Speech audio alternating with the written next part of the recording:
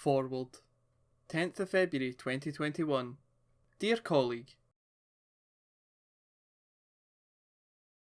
Deaf Scotland, Deafblind Scotland, RNID, Sight Scotland and the Alliance have collaborated to produce this report. Through our practice and experience, we have identified a pattern of failings in policy, funding and services for those with sensory loss.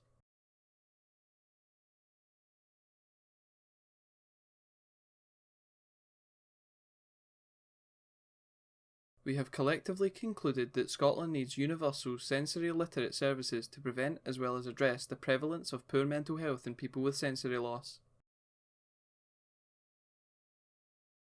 We now need your help to raise the issues and secure change.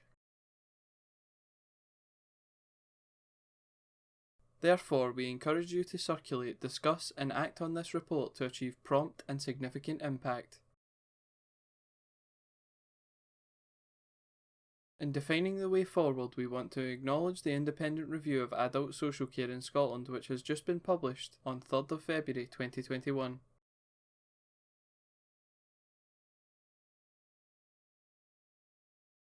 We are pleased that it puts a human rights approach at the centre, presents opportunities to work collaboratively and to deliver change through the establishment of a national body for social care staff training and development.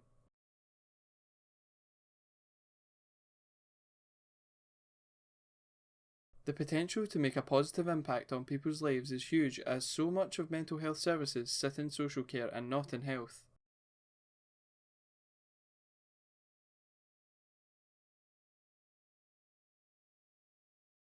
This report invites consideration from government, public authorities and trade unions, all of which have an important role to play in delivering the pace and detail of the change required.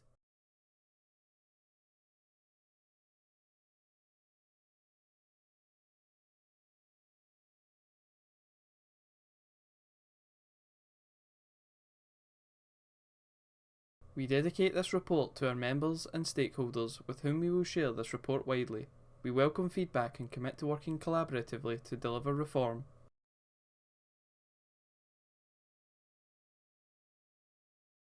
We record our thanks to Carol Ewart, the Public Policy and Human Rights Consultant, who assisted us in this task.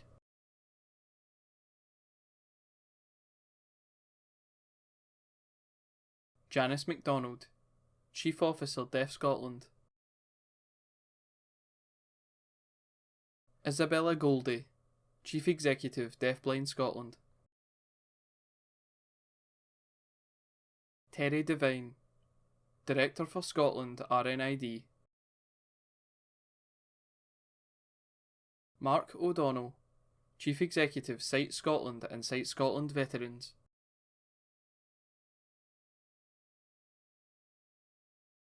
Jonathan Reid, Sensory Coordinator, The Alliance. About us. Deaf Scotland is the lead national specialist organisation promoting equality, access and citizenship for those affected by deafness. We support the social model of disability and promote a rights-based, person-centred approach.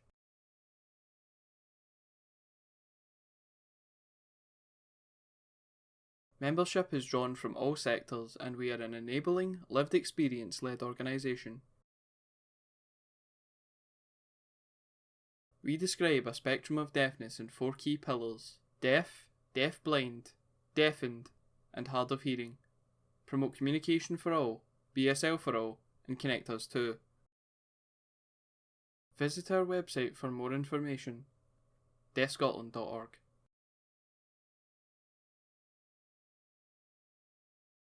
Deafblind Scotland. Deafblind Scotland is the national leading authority on acquired deaf-blindness, working to enable deaf-blind people to live as rightful members of their own communities.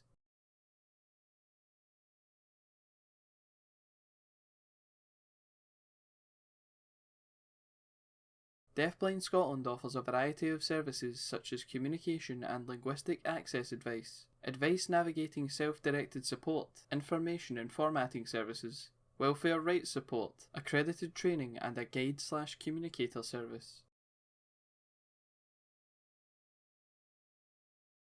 Visit our website for more information, dbscotland.org.uk. RNID. We are the charity working to make life fully inclusive for deaf people and those with hearing loss or tinnitus. We campaign for an inclusive society, connect people to practical advice, and pioneer new treatments for hearing loss and tinnitus. Visit our website for more information, rnid.org.uk. Sight Scotland. We are the leading organisation for sight loss in Scotland. We are also one of Scotland's oldest charities, formerly Royal Blind, and have been dedicated to meeting the challenges of visual impairment for over 2 centuries.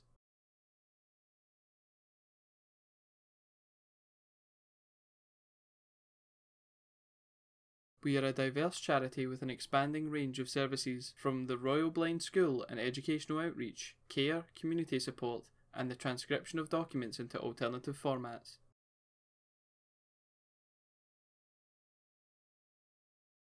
Visit our website for more information, sightscotland.org.uk. The Alliance.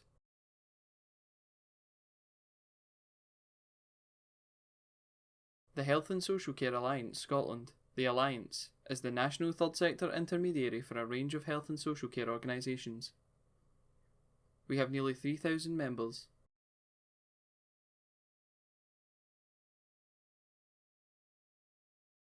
The Alliance is a strategic partner of the Scottish Government and has close working relationships with many national NHS boards, academic institutions, and key organisations spanning health, social care, housing, and digital technology.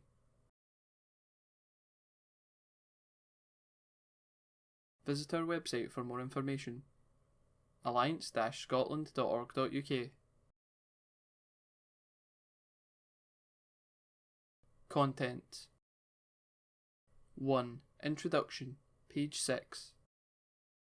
2. Understanding sensory loss and poor mental health, page 8. 3. Mental health and inclusive communication, page 12. 4. Human rights and sensory loss, page 18. 5. Human rights based approach, page 23. 6. Conclusions and recommendations, page 27. Inclusive format.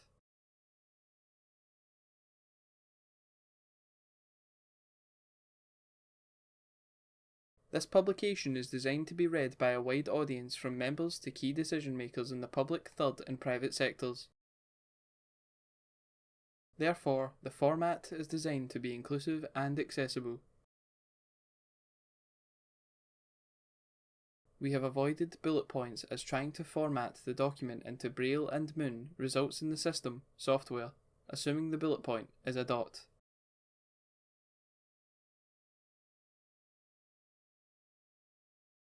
Instead, we have used the alphabet or the numbering library. We comply with the recommendation that font size should be size 14 minimum, with titles usually 2 steps larger, for example at size 18. We have also avoided using italic and use bold instead to ensure accessibility for people with sight loss.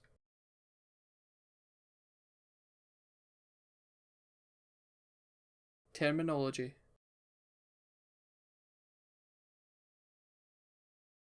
Sign languages are fully functional and expressive languages. They are quite different from spoken languages. British Sign Language, BSL, is a visual gestural language with a distinctive grammar using hand shapes, facial expressions, gestures, and body language to convey meaning.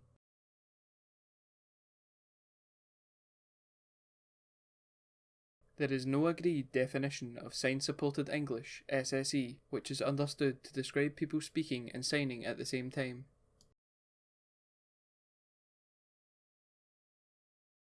Sensory loss describes people who have a sensory disability whose lives are impaired by society's inability to address their needs and rights. In this report, we refer to sensory loss, SL, as we are promoting the asset-based social model of disability.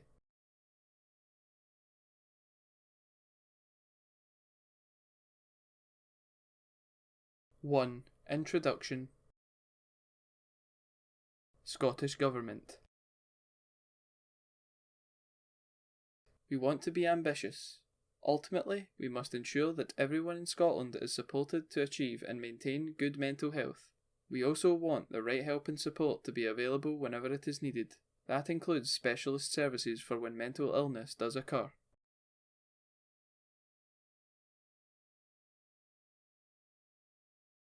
Deaf Scotland, Deafblind Scotland, RNID, Sight Scotland, and the Alliance share the Scottish Government's ambition and have partnered to produce this report to inform and guide delivery of the Scottish Government's mental health strategy. However, we are clear that prevention and mitigation of the circumstances which cause poor mental health are key, and that requires a whole nation approach.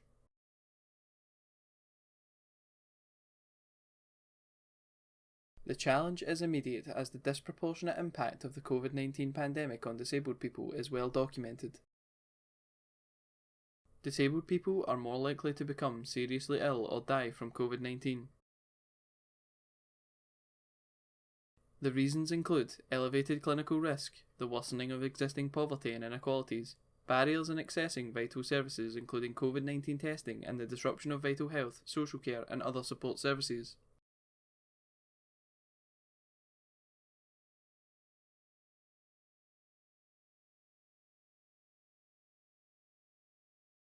The current landscape of challenges for people with sight loss, including the impact of COVID-19, highlights a range of avoidable impacts. The personal isolation caused by communication exclusion is a cause of poor mental health which can be significant, traumatic, and life-changing.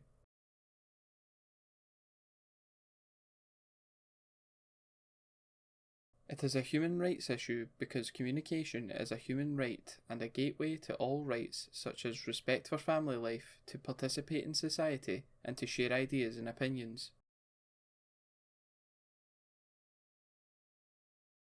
Mental health problems can affect anyone.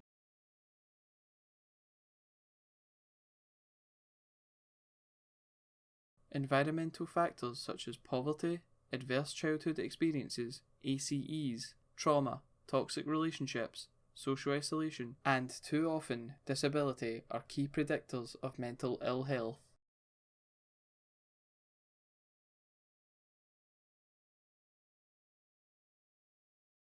Our stakeholders are some of the most vulnerable and high-risk groups in our society due to the intersectionality of all these factors.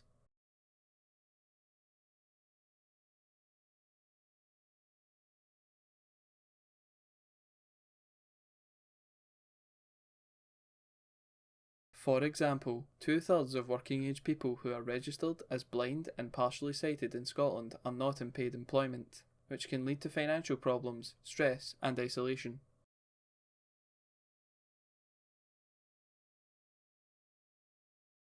The impact of the current national lockdown disease containment policy is more acutely felt by disabled people because of their high existing rates of mental health disorders and because they are more likely to be socially isolated and digitally excluded.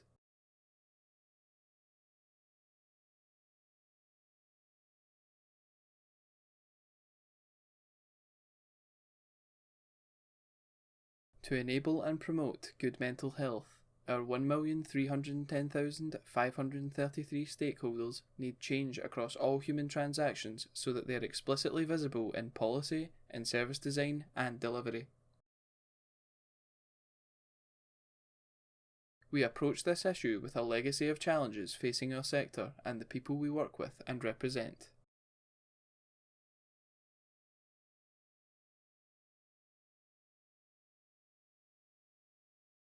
Historically, organisational culture, service practice and funding priorities have not met our needs, but the current appetite to build back better through a resilient recovery from the COVID-19 pandemic creates opportunities.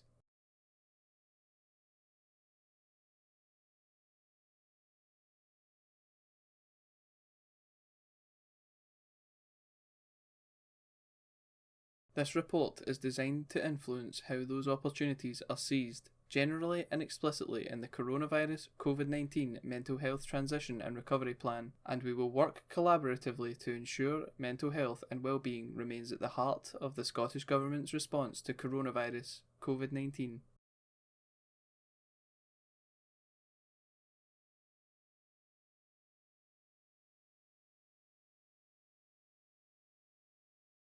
We provide evidence-based policy, service and funding recommendations to transition publicly funded services to be sensory just.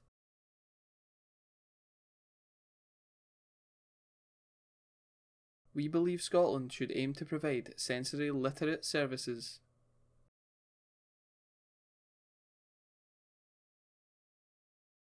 The key is to provide inclusive communication across society and all services so people will be less isolated, more included, and their human rights better respected, protected, and fulfilled. Introducing and sustaining mainstream involvement of people with sensory loss in designing recovery policy and practice will help Scotland build back fairer.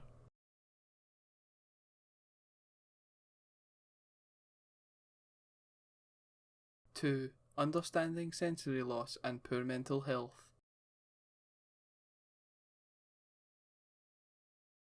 Society's response to COVID-19 has heightened general understanding about the importance of personal relationships and the benefits of human contact in sustaining us, helping us to thrive, and key to building our resilience. By wearing masks, we have realised how often we depend on non-verbal communication, such as smiling to acknowledge assistance.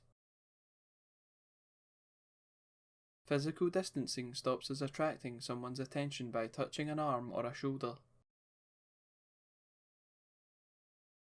Communication using thumbs up is now standard everyday practice, as well as a facility on Zoom. Our reliance on technology to work and communicate during lockdowns has created inclusion because facilities such as real-time subtitling and audio translation ensures broader participation. We should have known this anyway through ordinary life and everyday routines.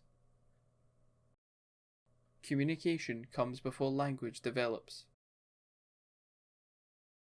Babies communicate successfully with parents and carers without language. Animals can let you know what they are thinking through their actions, and mime can help the ordering process in noisy, busy environments.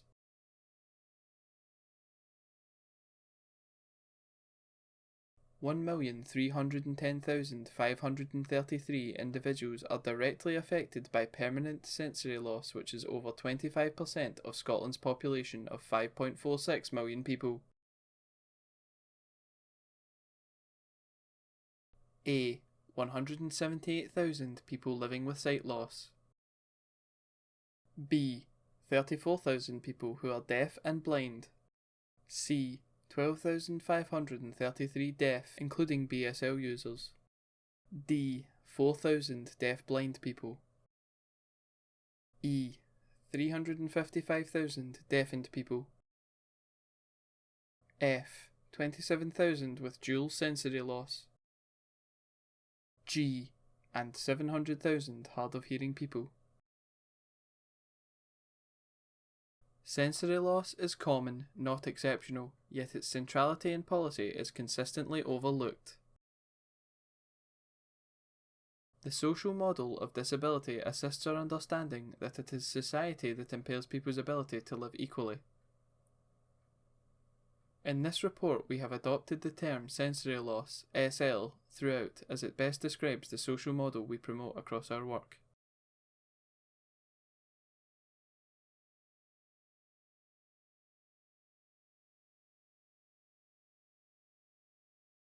Scotland needs to change as a matter of principle, but also due to the number of people whose experiences, needs and rights are being failed by the system.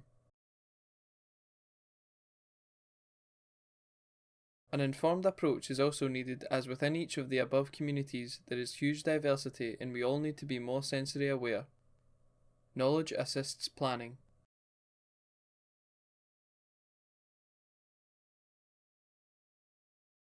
For example, more than 40% of people over the age of 40, 60% age 60, 70% over the age of 70, and 90% over 75 have hearing loss, and that impairment defines their lives and opportunities.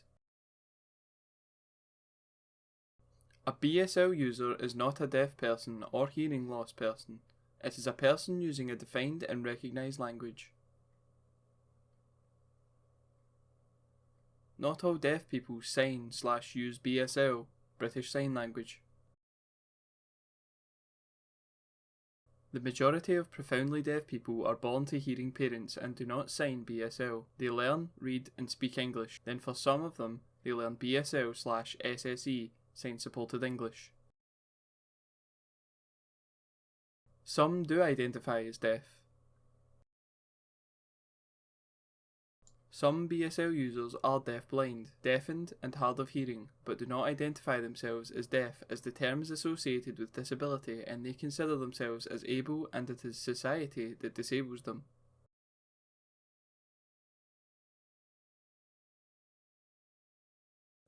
Diversity in sensory loss is also evident from life circumstances. People born with sensory loss are likely to learn to communicate in a different way from those who acquired it later in life.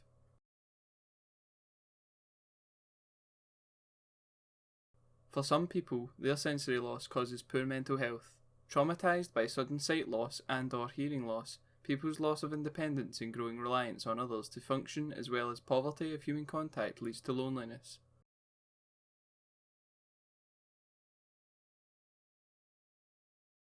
Lack of access to information to make informed decisions sparks feelings of vulnerability.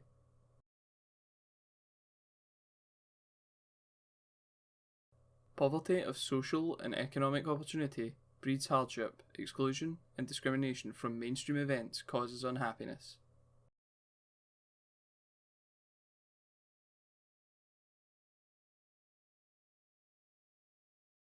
People can experience layers of inequality and cumulative discrimination based on multiple identities, for example discrimination based on disability, gender, ethnicity, and class.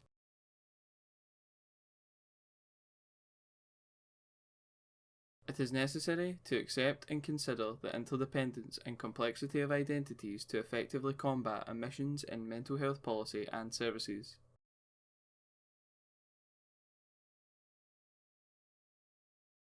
People with sensory loss get little recognition and their needs and rights are often subsumed into wider disability.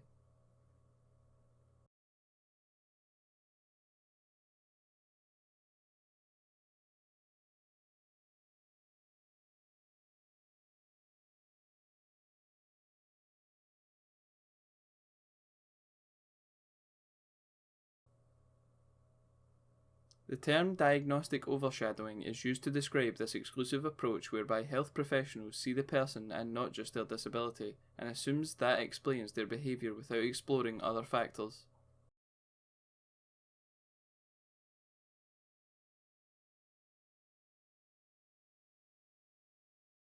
The reasons are various. Too often, the training undertaken by clinical staff has not prepared them for working with sensory loss people. Too often, general healthcare has very limited knowledge about sensory loss. There is a lack of awareness of the legislative framework on rights and duties. There is a common misunderstanding about delivering the right to equal treatment. It does not mean treatment should be the same, rather it should be adapted to meet needs and achieve equal outcomes.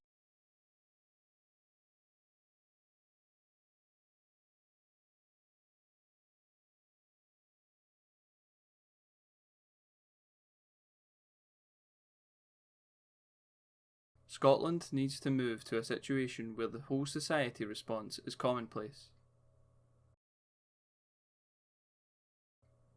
Currently, strategies to include are exceptional. Whilst there is overwhelmingly no intent to cause harm, the impact is the same. Whether exclusion happens directly or indirectly, the impact is the same. There is a mound of statistical evidence gathered before the pandemic to evidence the extent of the problems, including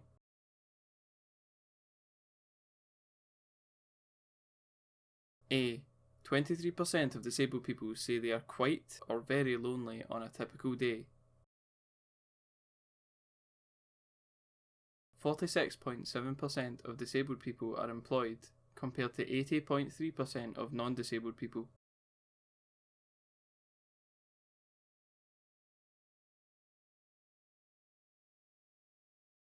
"25% of disabled adults have never used the internet, compared to 10.2% of the entire UK population. Any strategy cannot be based on a one-size-fits-all approach.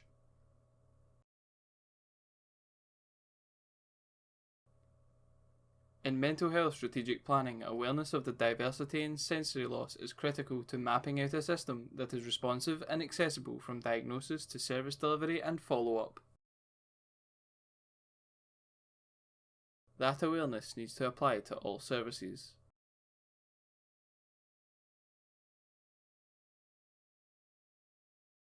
For example, when people are diagnosed with initial and deteriorating sight loss, there needs to be standard procedures in place for optometrists, nurses, and doctors to put people in contact with specialist services that can provide and advise on independent living, communication aids, and other matters which makes life okay.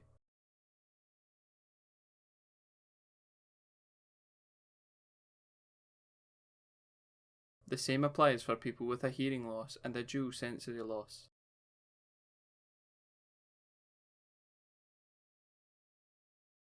People with sensory loss have developed all sorts of skills and tactics to compensate, and public services can learn from them and enable them to share their learning with peers.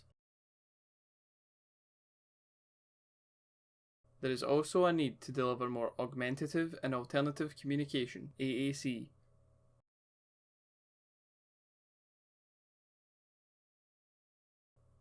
Sometimes local authorities or NHS do not or try not to provide assistive equipment and try to get the individual to cover the cost.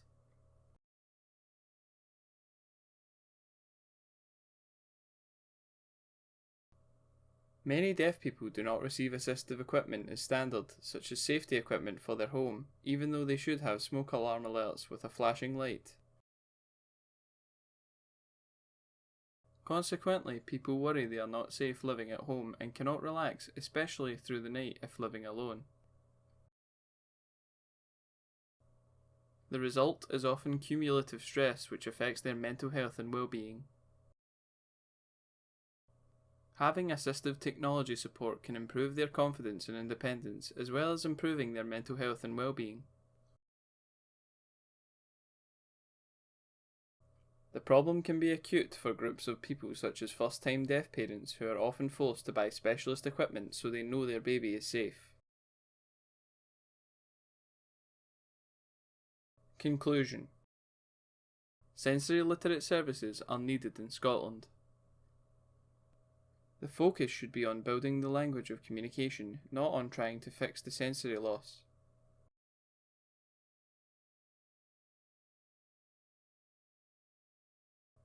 Services that practice inclusive communication approaches are better able to respect, protect, and fulfill people's human rights, covering economic, social, cultural, civil, political, and environmental matters.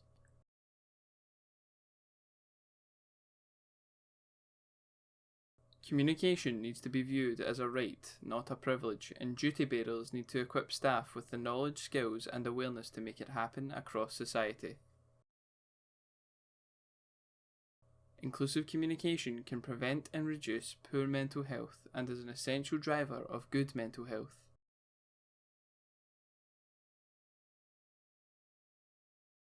(3) Mental health and inclusive communication. Mental health law. Mental health law in Scotland is set to be reformed.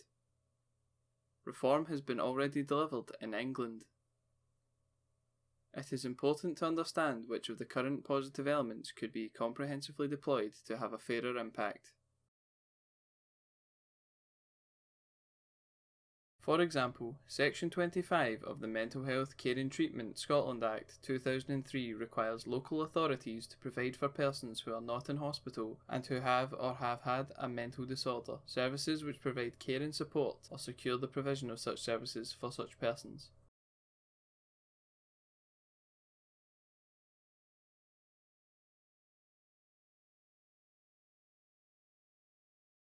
The purpose of the duty is included in law and is designed to minimise the effect of the mental disorder on such persons and give such persons the opportunity to lead lives which are as normal as possible.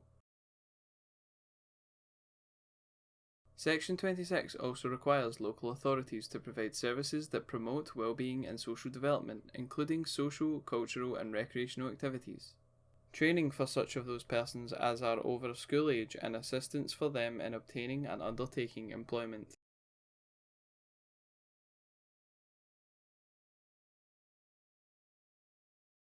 How the principles of the Mental Health Care and Treatment Scotland Act 2003 are delivered in practice for people with sensory loss should also inform reform.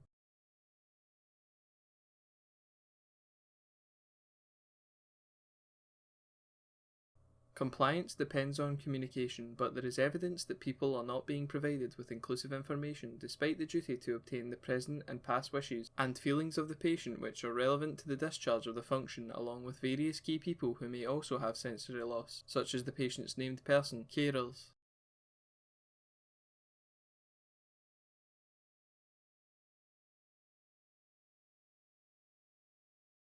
Inclusive communication, the two-way process, is necessary so the patient participates as fully as possible.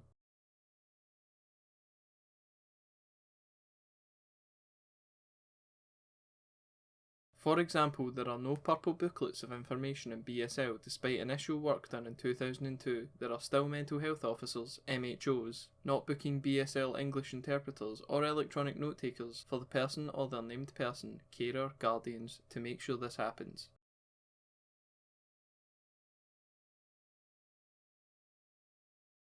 People with sensory loss need communication support so they understand and can make informed decisions about their care and treatment options. This includes the extent to which they may wish to manage these options themselves. Our individual and collective experience is that people with sensory loss have not had the support and services which the law requires, and that needs to change.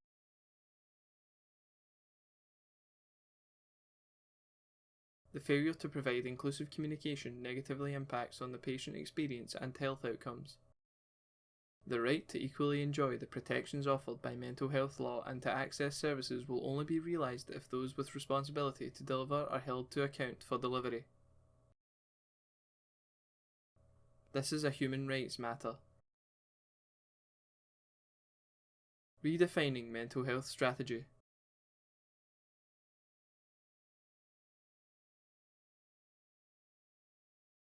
The catalyst for this report is publication of the Coronavirus COVID-19 Mental Health Transition and Recovery Plan, which is the Scottish Government's response to the mental health impacts of COVID-19.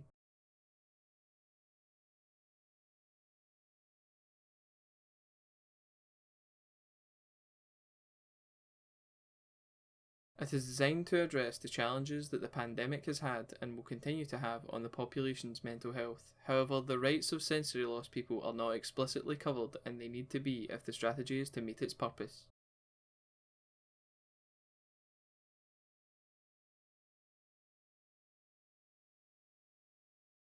Publicly funded services need to adopt a common understanding of the impact of sensory loss on people's lives and on their mental health to design and implement policy and services that achieve equal outcomes.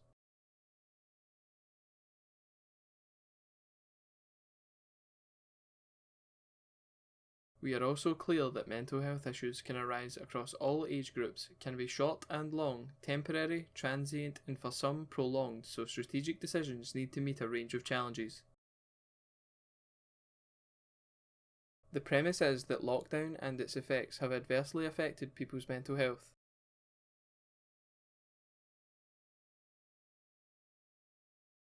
We agree, but what is not acknowledged is that those same conditions were a constant in the lives of people with sensory loss pre-COVID, and they are not going to go away.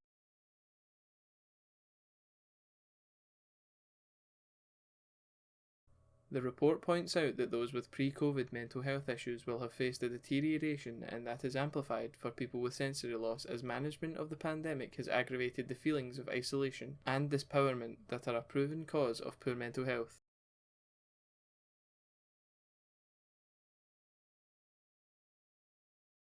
For example, worrying about what is happening and what restrictions are enforced because of communication poverty.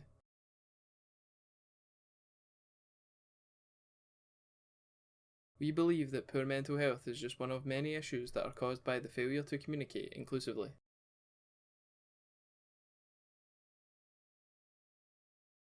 It is a problem that unites all our stakeholders, and from experience we know that delivery of the Scottish Government's mental health strategy needs to be recalibrated to be sensory aware and take account of the following.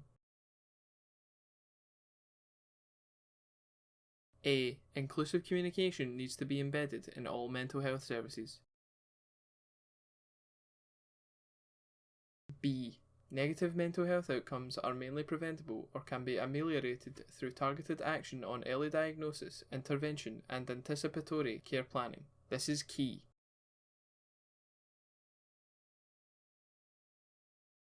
C. Inclusive communication needs to be mainstreamed across society to prevent situations being created that prompt poor mental health.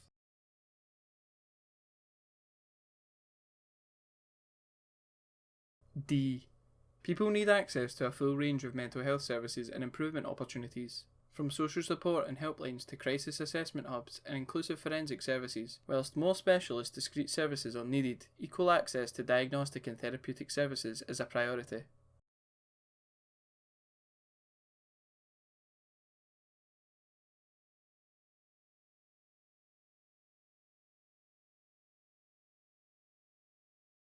E. Mental health literacy, particularly psychological first aid, distress and brief intervention approaches need to be embedded, not just in a few specialist third sector organisations, but across the social care workforce. The issues are too prevalent. It needs to be a make every contact count approach.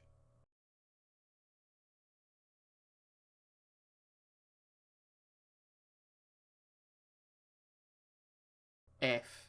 Invest more on the third sector, meeting mental health needs, adding to wider community support. Impact will be greater and better outcomes for people sustained. The strategic plan should not be limited to formal services.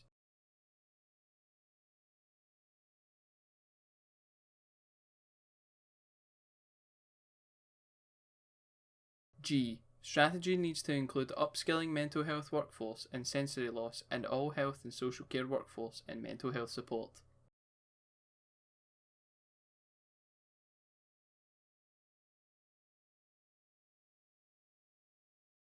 H. Place a strong focus on individual health literacy to better support people to self-care. Children to learn to self-soothe, families to positively parent, and adults to adopt healthy lifestyle choices, adaptive coping strategies, etc.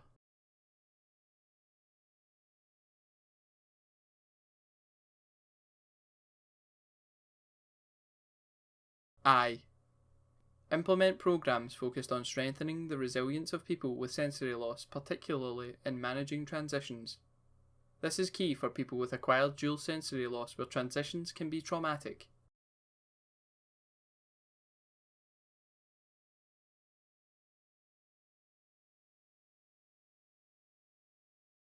J. Services generally need to have a full mind-body focus. Interaction between physical and mental health is key, and which feed into the growing understanding of the importance of environmental and societal factors such as discrimination in defining people's health outcomes. Applying a human being ecology model opens understanding of the variety of issues impacting on the mental health of people with sensory loss. You also get to identify some of the solutions.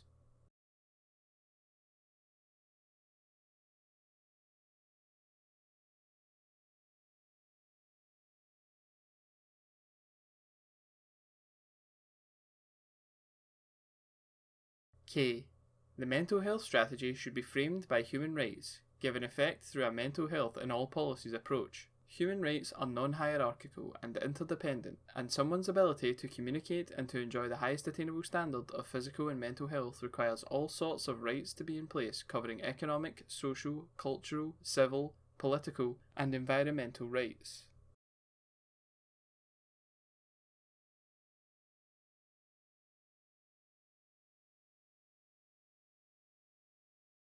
L. Although assistive technology can be a game changer, this is not true for everyone, so policy and services need to provide options that meet abilities and potential. For those that can use technology, there needs to be huge support and investment to build understanding, skills, and access, including on digital connectivity, which in some parts of Scotland is weak and unreliable.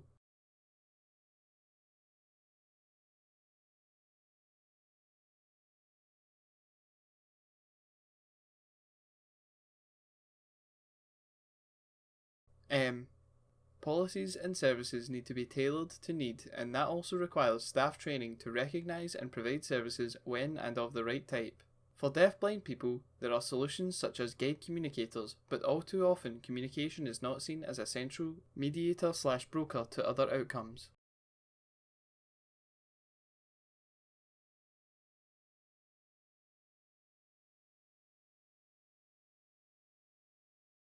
N. Trauma around acquiring a sensory loss or secondary sensory loss should be recognised, and emotional support services should be available from diagnosis and through care and treatment. Suicide remains a critical area of concern in Scotland. Sharp-end services like forensic and crisis need to get it right by having the right communication supports in place.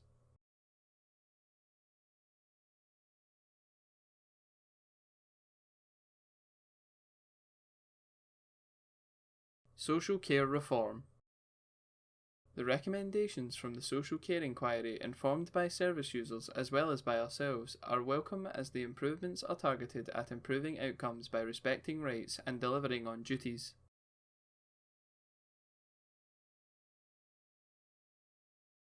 The social care system will be redesigned. There will be a national body for social care staff training and development which could facilitate the development of a social care workforce equipped to take a make every contact count approach.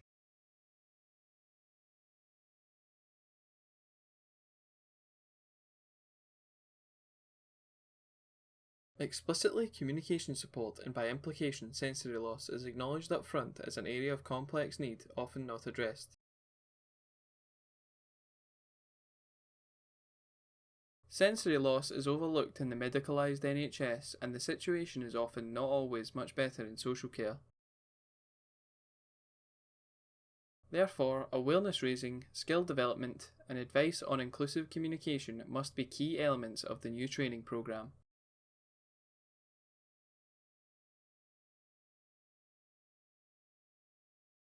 We support the proposed reforms, particularly in respect of Fair Work, and recognise the body of evidence already published by the Fair Work Commission on social care.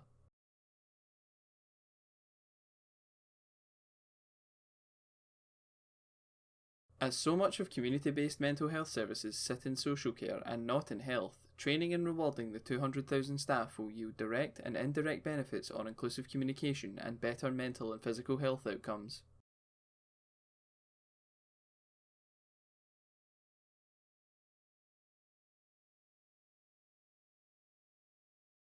As so much of community-based mental health services are third sector and heavily influenced by this new social care report, the future is looking rich in opportunities. Conclusion.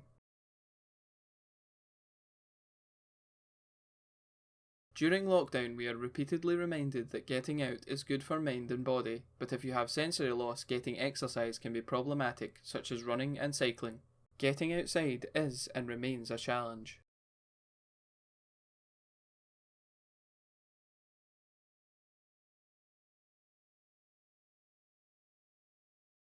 2-metre and 1-metre social distancing has been difficult or impossible for blind and partially sighted people, who are unable to observe and manage, resulting in many not feeling confident about going back out into the community even when restrictions have eased.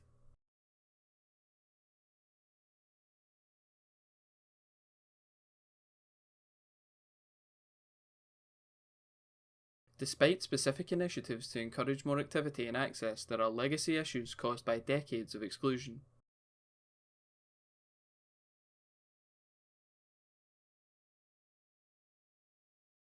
Also, unless there are deliberate and positive steps to combat the reasons for people's isolation, exclusion, and disempowerment, then COVID-19 will continue to have a disproportionate impact on the mental health of people with sensory loss.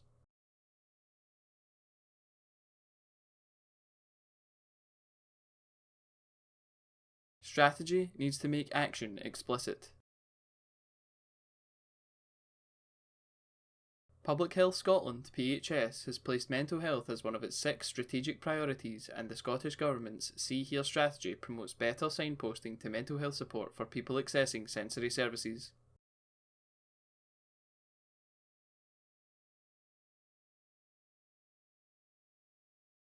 However, more joined up and targeted action is needed and underpinned by an all-services approach to inclusive communication. 4. Human rights and sensory loss. Communication is a basic human right. Human beings of all ages connect and interact through listening and exchanging information and ideas.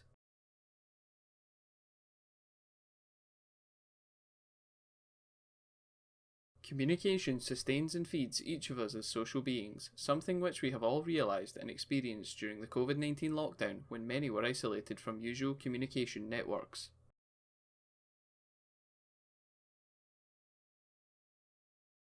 Relationships are built and maintained through communication. Education and work depend on communication, and participation in justice systems. Political and civic life are all navigated through communication.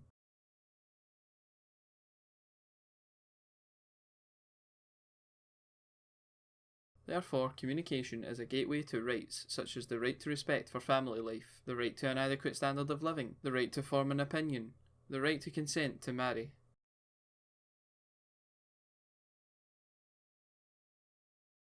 Everyone has the potential to communicate, but whether they can often depends on awareness as well as access to the services and funding they need to achieve their communication potential.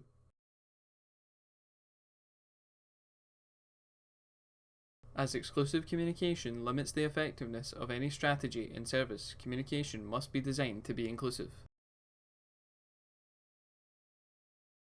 It also needs to be correctly understood, as it is often confused with accessible information. Accessible information is a product such as a report translated into easy read, whereas inclusion is achieved through a continuous, enabling and empowering process.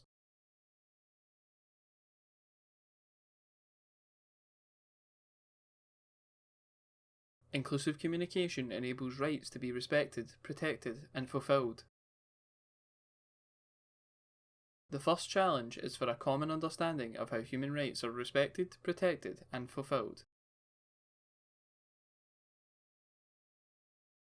Human rights are interdependent, which means that you cannot enjoy one without the other.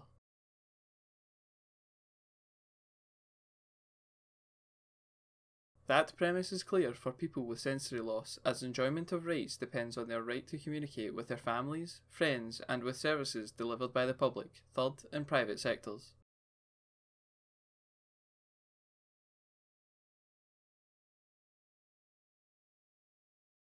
Communication may be through language as well as through touch, such as using Braille and Moon. The pivot to all rights is inclusive communication.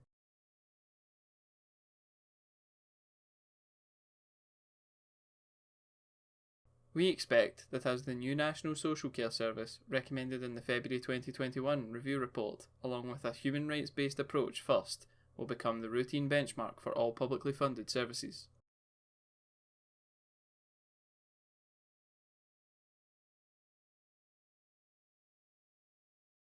The second challenge is understanding what rights mean and required from duty bearers in law.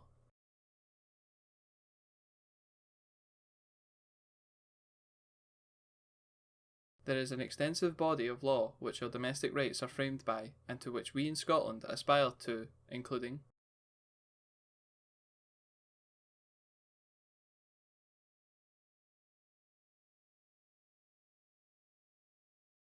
A. Article 2 of the 1948 Universal Declaration of Human Rights. Everyone is entitled to all the rights and freedoms set forth in this declaration, without distinction of any kind, such as race, colour, sex, language, religion, political or other opinion, national or social origin, property, birth or other status.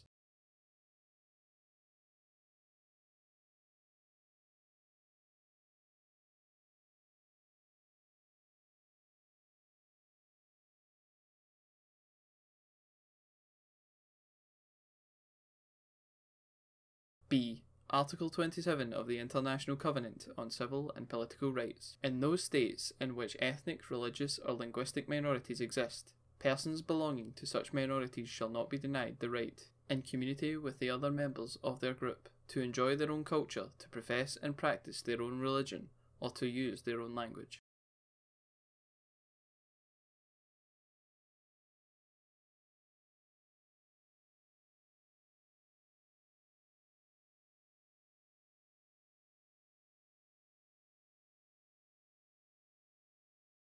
C. Article 17 of the UN Convention on the Rights of the Child, UNCRC, recognises the important function performed by the mass media and shall ensure that the child has access to information and material from a diversity of national and international sources, especially those aimed at the promotion of his or her social, spiritual and moral well-being, and physical and mental health.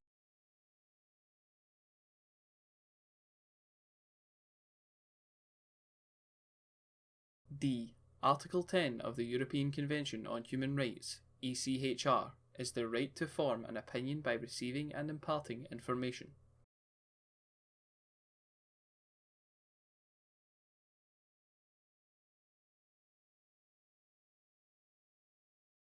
E. Article 9 of the UN Convention on the Rights of Persons with Disabilities, UNCRPD, is the right of accessibility to enable persons with disabilities to live independently and participate fully in all aspects of life. Specifically, communication is covered and defined.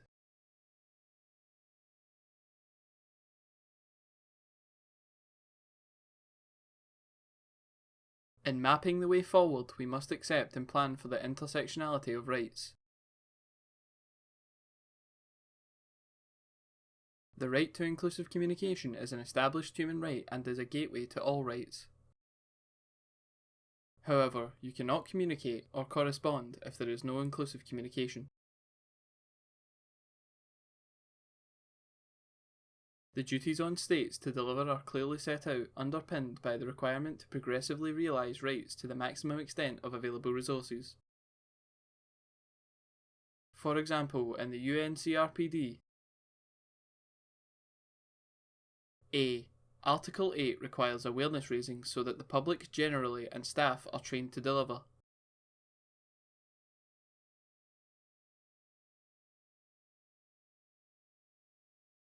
B.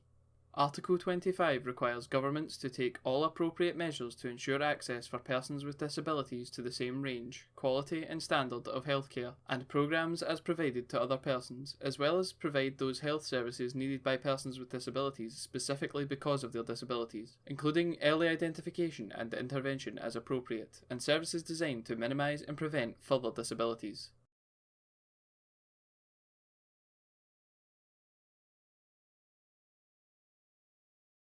Civil society organisations have a track record documenting the disproportionate impact of damaged mental health on people with sensory loss, but importantly we set out proven improvement measures.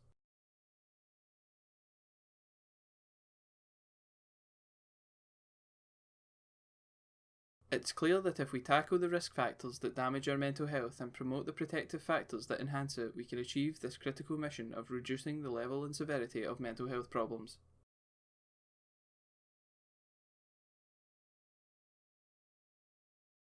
We can also improve resilience to difficult life events that aren't readily preventable.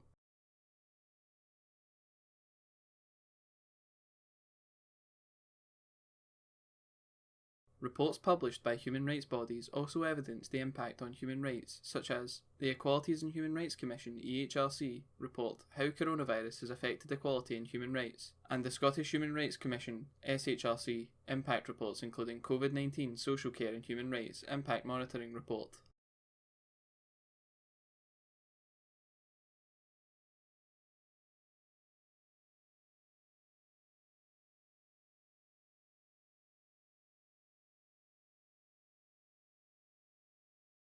Human rights law in Scotland is not static, and change is underway to make compliance with rights and duties more explicit and central to all that we do. For example, the Task Force on Human Rights Leadership is currently drafting a new law, and the UNCRC is being given domestic effect through a bill at the Scottish Parliament.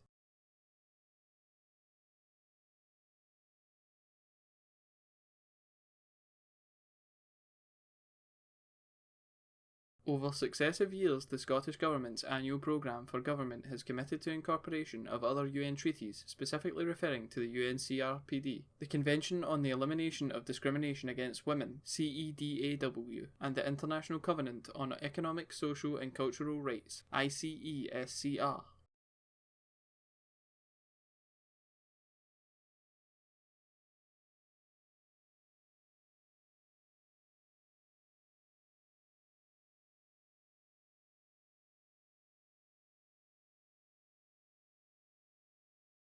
The drive is on at policy and services level too, with human rights being incorporated into the National Performance Framework, and the Equalities and Human Rights Committee recommended in its 2018 report that each committee at the Scottish Parliament mainstream human rights across its work.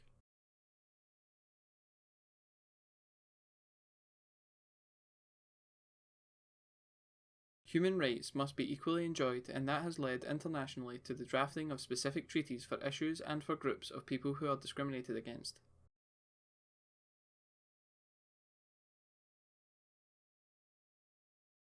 People with sensory loss deserve extra attention by reason of their marginalisation as a group of diverse people and because they jointly face problems in accessing basic rights. Therefore, consideration should be given to positively setting out rights and duties by framing strategy as a linguistic minority.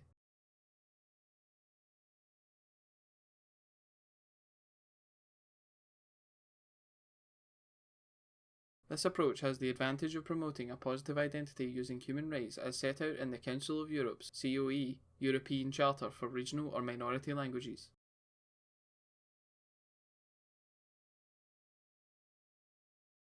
The COE is made up of 47 states and 27 belong to the European Union. All COE members have signed up to the ECHR. Conclusion. We have a track record of raising these issues.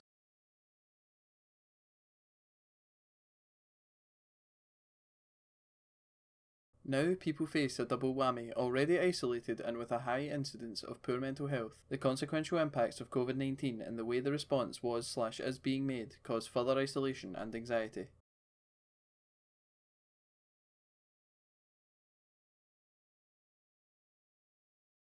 Established needs and gaps in services delivery fail to be acknowledged by providers in scale and detail.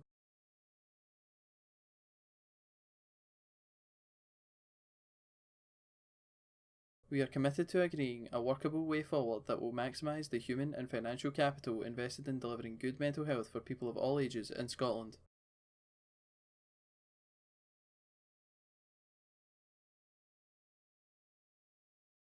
Prior to COVID-19, significant barriers were in place which prevented people from accessing support, and these must still be addressed in an enhanced and reconfigured service.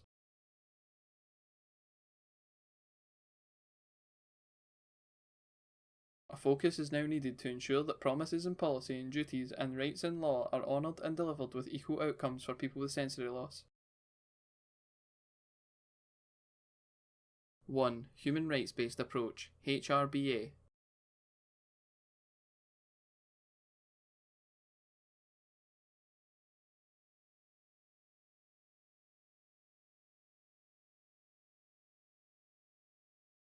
United Nations. We will reach our common global goals only if we are able to create equal opportunities for all, address the failures exposed and exploited by COVID-19, and apply human rights standards to tackle entrenched, systematic, and intergenerational inequalities, exclusion, and discrimination.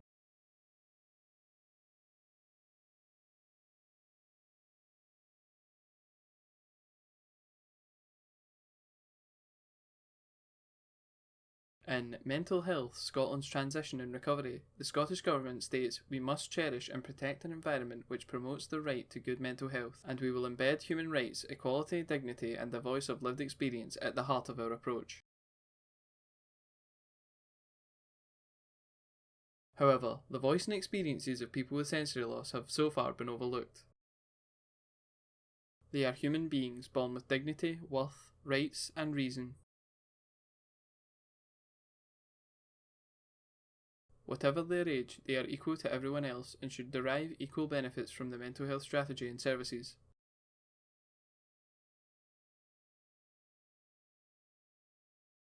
Delivering mental health services from a human rights perspective depends on a better understanding of the consequent obligations on duty bearers not just in health but across all related publicly funded services such as education, housing and social care.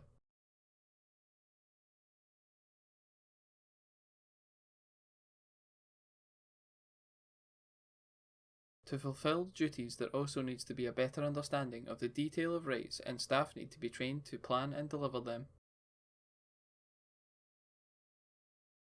For example, communicating inclusively is a right, not an act of benevolence. Inclusive communication empowers and enables people to participate, which builds connectivity and reduces isolation. Inclusive communication is a gateway to all our rights, including our right to enjoy family life and good mental health.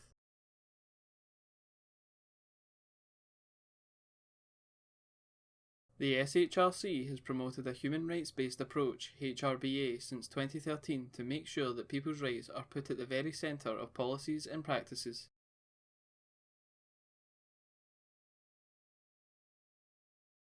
The panel principles are one way of breaking down delivery and are participation, accountability, non-discrimination, empowerment and legality. Each depend on inclusive communication and sensory literate services.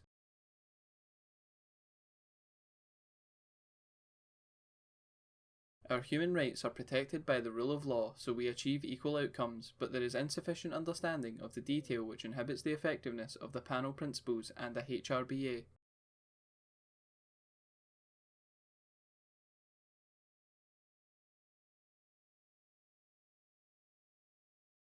A.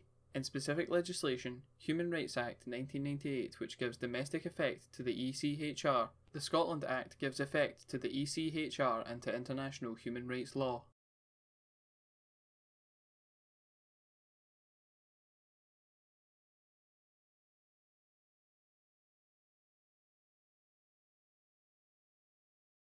B.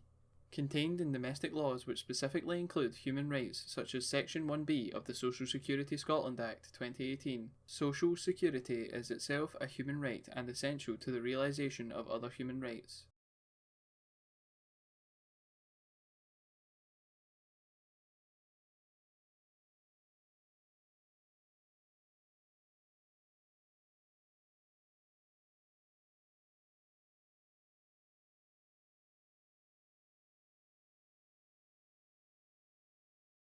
C. Specially provide for a right to inclusive communication as a process or to promote a specific language. Section 6 of the Coronavirus Scotland No. 2 Act 2020. Section 9 of the Coronavirus Scotland Act 2020. Section 6 7b of the Consumer Scotland Act 2020. Section 4.2 of the Social Security Scotland Act 2018. British Sign Language Scotland Act 2015. And the Gaelic Language Scotland Act 2005.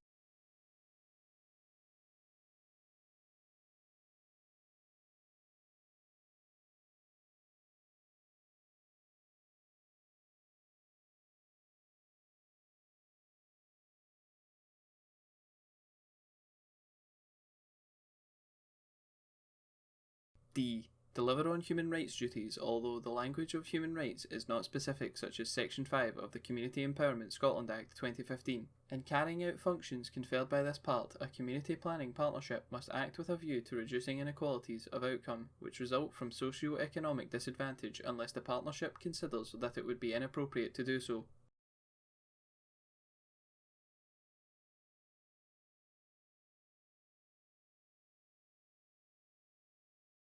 A HRBA enables a focus on those who are most marginalised, excluded or discriminated against. Only by understanding different forms of discrimination and power imbalances can we ensure that policy ambitions and interventions reach the most marginalised. The panel principles are a process to plan inclusively and are: A. People are recognised as key actors in their own development rather than passive recipients of commodities and services. B. Participation is both a means and a goal. C. Strategies are empowering, not disempowering. D. Both outcomes and processes are monitored and evaluated. E. Situation analysis is used to identify immediate, underlying, and the root causes of problems. F. Analysis includes all stakeholders, including the capacities of the state as the main duty bearer and the role of other non-state actors. G. Human rights standards guide the formulation of measurable goals, targets, and indicators. H. National accountability systems are strengthened with a view to ensure independent review of government performance and access to remedies for aggrieved individuals.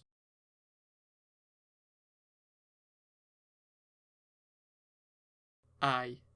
Strategic partnerships are developed and sustained. Conclusion.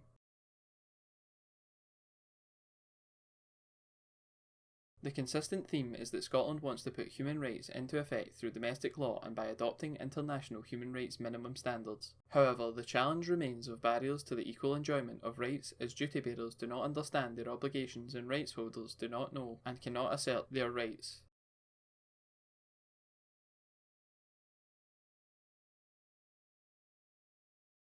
Outcomes are therefore unequal. A strategic and structural remedy is to adopt a HRBA to delivery of services, especially mental health services. We believe that people can reach their potential and be content if their rights are respected, protected, and fulfilled, and the process is just as important as the outcome.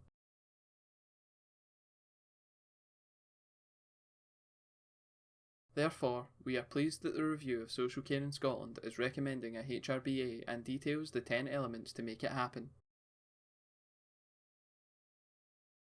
We are committed to working collaboratively to share our knowledge and expertise to make that happen.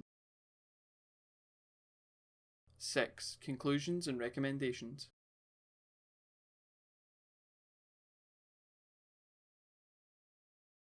Scottish Government. As we learn to live with the pandemic, we will continue to support good mental health and well-being, to help people manage their own mental health and to build their emotional resilience. We will support mental health recovery in a way that is personal to each individual's journey and which focuses on their rights.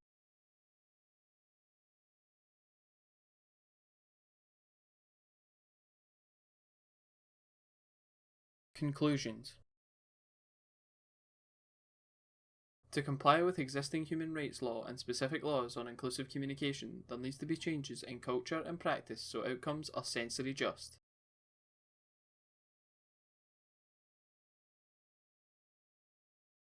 Historically, there have been problems with exclusion, but the immediacy of the problems and the opportunity to do better is now.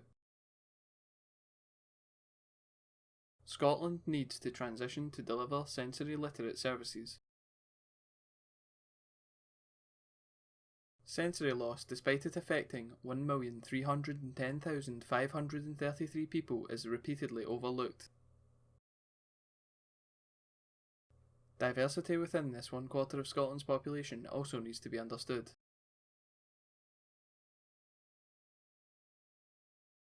For example, people with hearing loss do not always consider themselves to be disabled, rather it is society that disables them by failing to meet their needs. Many people associate hearing loss with age and consider it inevitable.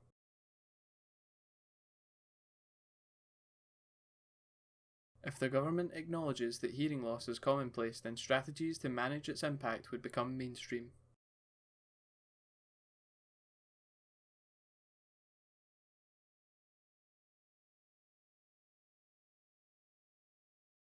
The status quo is no longer an option as we are all committed to preventing harm and being proactive to enable people to enjoy good mental health.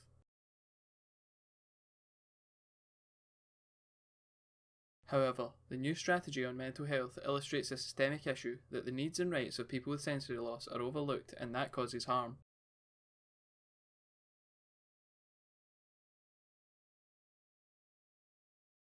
As the Social Renewal Advisory Board report points out, we may all be in the same storm, but we are all in different boats, and even then, too many of us are with no boat at all. The Scottish Government has acknowledged that the pandemic has tested everyone's emotional resilience, and sensory loss is also a constant test of a person's emotional resilience.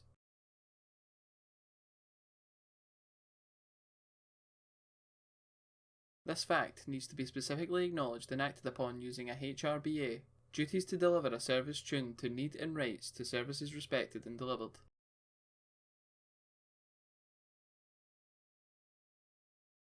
We welcome the offer from the Scottish Government to work with stakeholders and people with lived experience to further understand these issues and to develop implementation plans where these are needed. We also welcome the offer to agree milestone dates, who is involved in delivery and how we will measure success.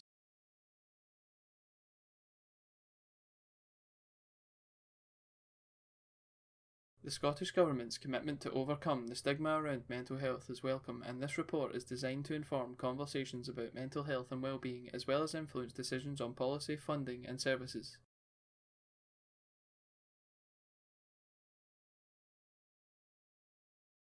Addressing the stigma associated with hearing loss also needs to be acknowledged and addressed. Scotland needs to have the ambition to deliver sensory literate services generally as well as in specific mental health services.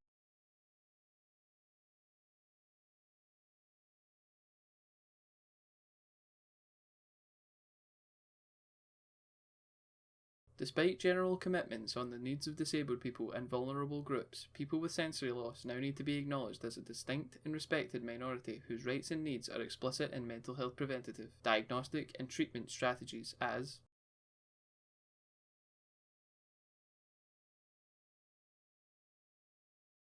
A. The intersectionality of disadvantage faced by those with sensory loss creates the conditions for poor mental health.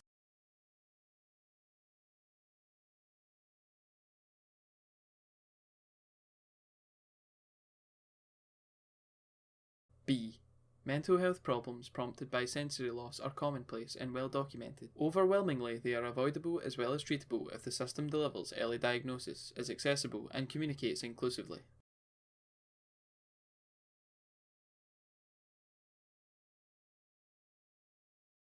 C. The management of COVID-19 has amplified existing problems of exclusion and marginalisation, creating a disproportionate negative impact on the mental health of people with sensory loss.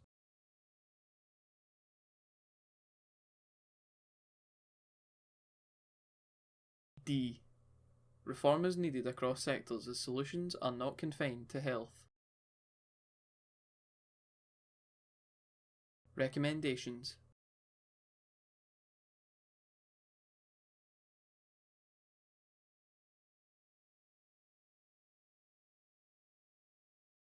One. The concept of universal design, prompted by the UNCRPD, should be adopted to provide sensory literate services. Universal design means the design of products, environments and programs and services to be usable by all people, to the greatest extent possible, without the need for adaptation or specialised design. However, it does not exclude assistive devices for people with disabilities where this is needed. 2. The purpose of A Fairer Scotland for Disabled People, which runs until 2021, is to give effect to the UNCRPD, and the oversight and monitoring duties need to be scaled up across services in Scotland.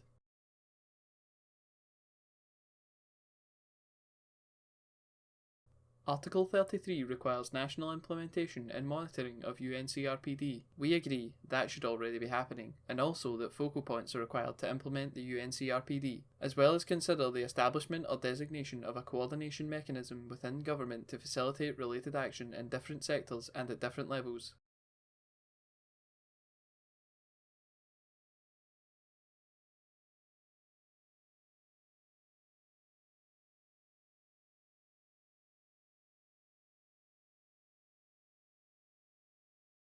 There is also a duty to establish independent mechanisms to promote, protect and monitor implementation of the present convention.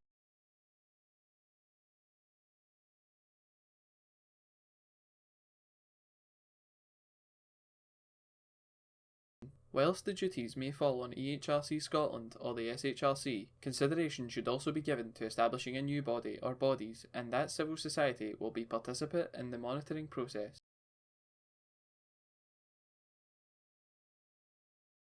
This process can also include compliance with existing UN concluding observations on the UK and general comments.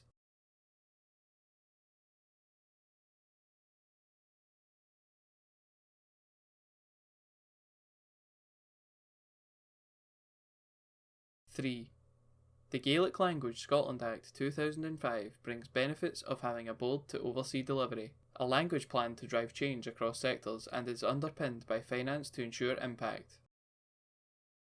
It may be useful to replicate this model for mainstreaming inclusive communication and to deliver communication for all.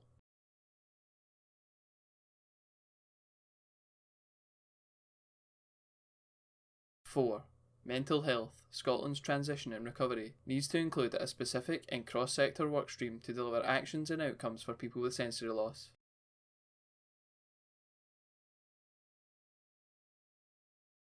5. The Scottish Government should embark on training for all staff in publicly funded services so that services are sensory just.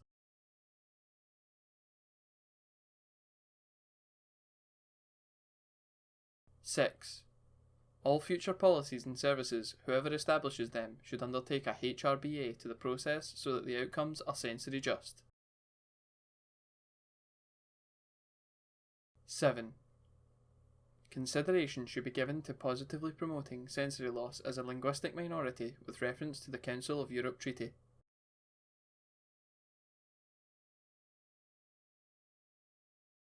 8.